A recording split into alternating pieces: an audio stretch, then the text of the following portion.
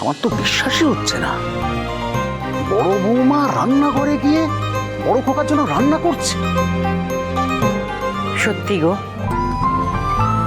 এতদিন পর আমার সংসারে আবার শান্তি ফিরে এসেছে।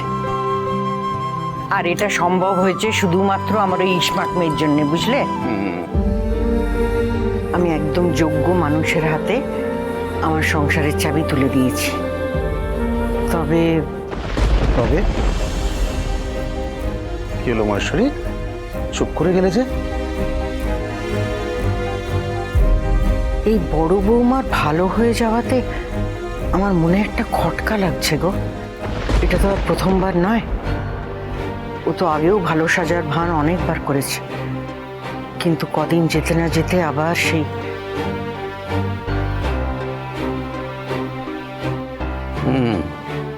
পুনর্মূষিক ভব, আবার যেই কে সেই।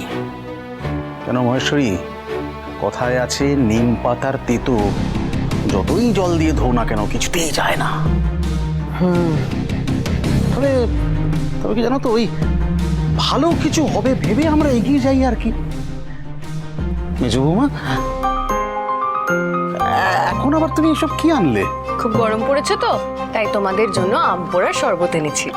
ও হ্যাঁ হ্যাঁ, আম পোড়া শরবত শরীরটাকে বড় ঠান্ডা করে, জানো তো। হ্যাঁ, আমার মাও গরমকালে খুব যত্ন করে আম পোড়া শরবত খাওয়াতেন। আর তাতে আবার উনি দিতেন ওই বিট নুন আর এই তোমার আর শুকনো খোলায় ভাজা জিরের গুঁড়ো। আমার মাও বলতেন এই দুটো জিনিস না দিলে আম পোড়ার শরবতে কোনো স্বাদই হয় না। ঠিক, একদম ঠিক। আমি আগে কখনো বানাইনি, আজ প্রথমবার বানালাম। কে দেখো না।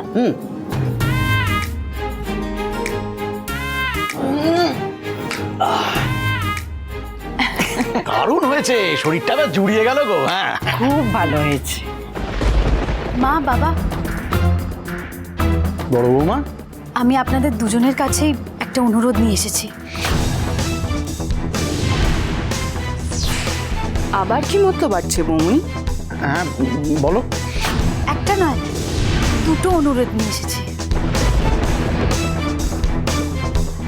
আপনাদের কিন্তু আমার দুটো অনুরোধই রাখতে হবে।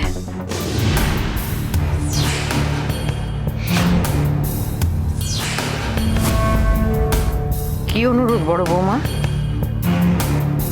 ভাস্করটা বড্ড মন মরা হয়ে আছে মা।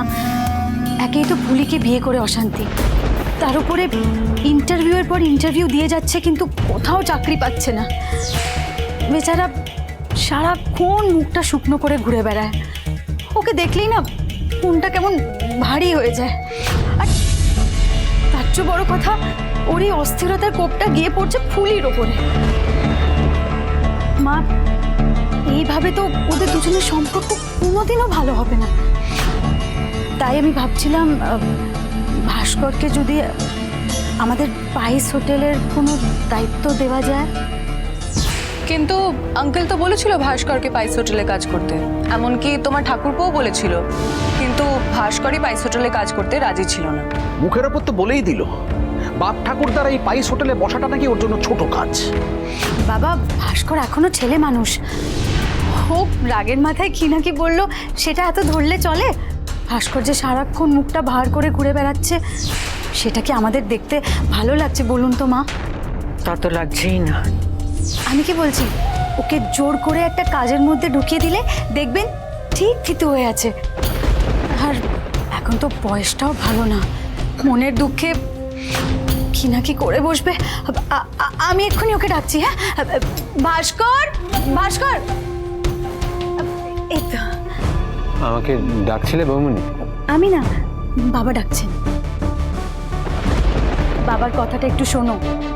অনেক তো চাকরি খুঁজলে, এবার ঠাকুরপুর সাথে পাইস হোটেলে বসো, একটু কাজকর্ম শিখে ব্যবসাটা সামলাও।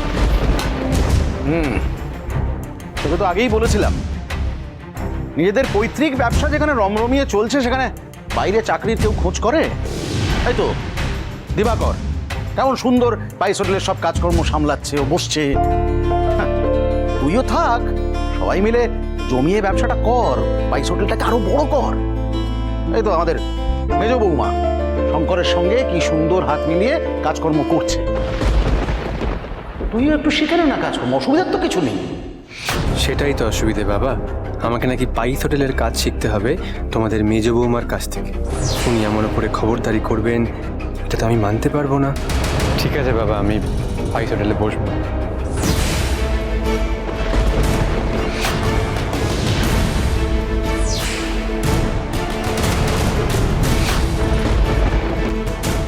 হরগৌরী পাইস হোটেল আমাদের পৈতৃক ব্যবসা ভাস্কর। আমি জানি পৈতৃক ব্যবসা বাবা, কিন্তু সেইটা তো মেজদা সামলাচ্ছে, আগামী দিনে শেষদাও সামলাবে। দয়া করে আমাকে এই সব ছোটখাটো কাজের মধ্যে একদম টানবে না।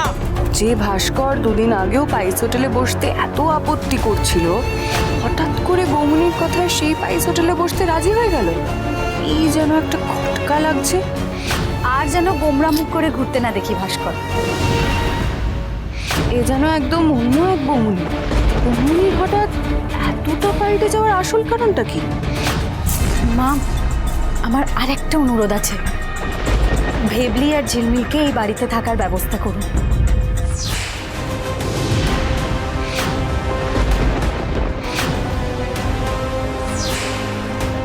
তা কি করে হয়? কেন হয় না বাবা? পাড়ার লোক যে যাই বলুক না কেন, কিন্তু আমাদের বাড়ির ভালো মন্দটা তো আমাদেরকেই বুঝতে হবে। আপনাদের বড় ছেলে ওদের দেখলে খুশি হয়, ওদের সাথে থাকলে ভালো থাকে।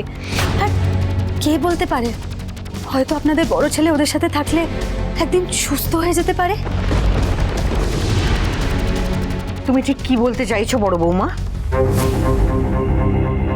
মা, আপনারা তো ঠিক করেছিলেন যে আপনাদের বড় খোকার সাথে ভেবলির বিয়ে দেবেন, কিন্তু আমার জন্য বিয়েটা হচ্ছে না। তাই আমি পরে ভেবে দেখলাম যে ভেবলির তো কোনো দোষ নেই।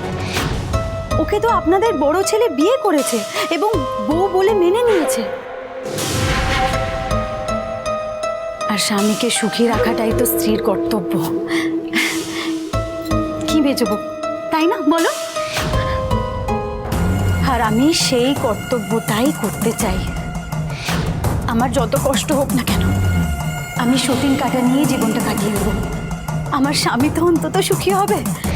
আর আমার কি আছে, আমি আমার পিকুকে নিয়ে বাকি জীবনটা কাটিয়ে নেব।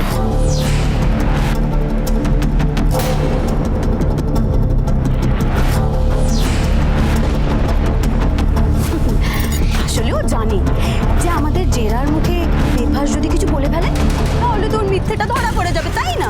আমি তো বলছি আমি ওই লোকটাকে আমার স্বামী বলে মানি না। আমার স্বামী মারা গেছে, আমি বিধবা। মিলছে না বৌমনি, হিসেবটা মিলছে না। তুমি মুখে যা বলছো এমনটা ভাবার মানুষ তো তুমি নও। তোমার কি মাথা খারাপ হয়ে গেছে বৌমনি? এসব কি আবোল তাবোল বকছো? একজন স্ত্রীর বর্তমানে অন্য একটা বিয়ে করা আইনত অপরাধ। ঠিক, একদম ঠিক। আর সেই বিয়েটা আইনত বৈধও হয় না। একজনের তো আর একসাথে দুটো স্ত্রী কখনো থাকতে পারে না। আর বৌমনি, তুমি যদি সত্যিই দাদাকে সুখী দেখতে চাও, তুমি যদি সত্যিই চাও দাদার সাথে ভেবলির বিয়েটা হোক, তাহলে তাহলে তুমি দাদাকে ডিভোর্স দিয়ে দাও।